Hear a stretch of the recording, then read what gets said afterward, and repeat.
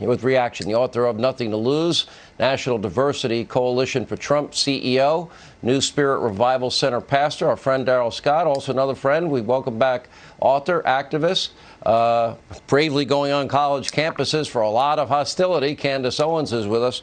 Candace, let me start with you.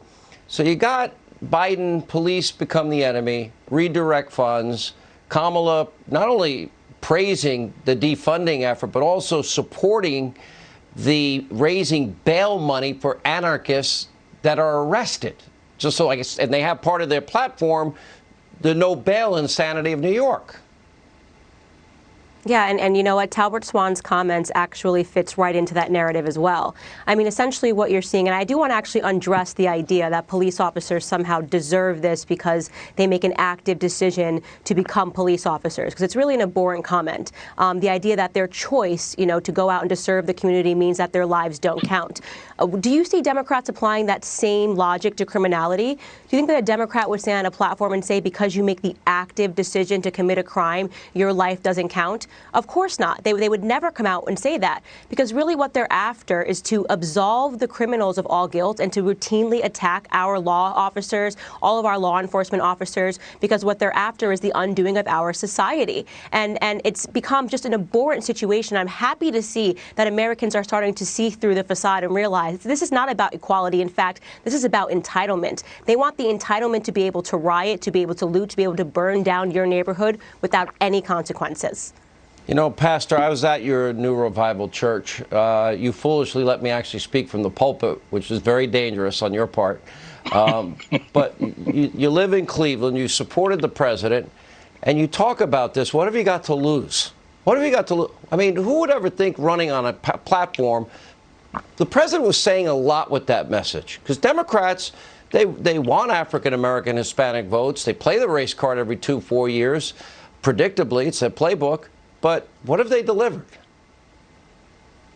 Well, you know, the president went out and said, what do you have to lose, in response to the black community decrying the condition that they were in during the 2016 election.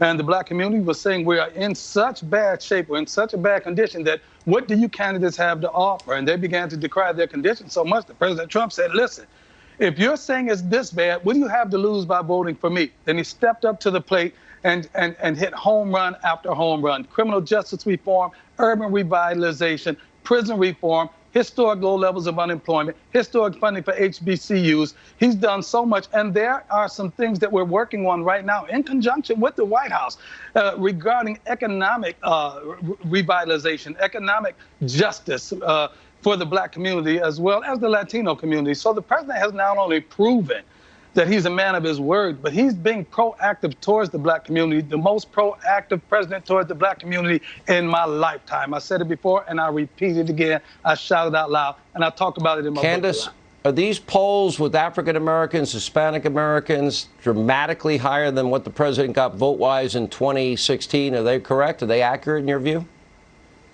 Look, Sean, you can go back and you can check the record. I have been saying for the last 3 years the president would break 20 points in 2020. It was obvious to me.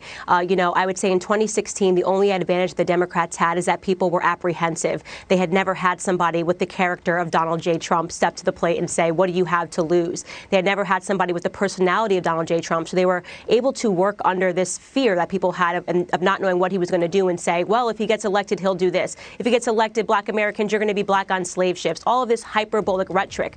Well, now the results are in. And it turns out, just like Darrell Scott said, we are doing better under this president. And they're going to have to contend with that at the polls. And there's nothing they can do about it. Black Americans are going to stand behind this president. I hope you're right.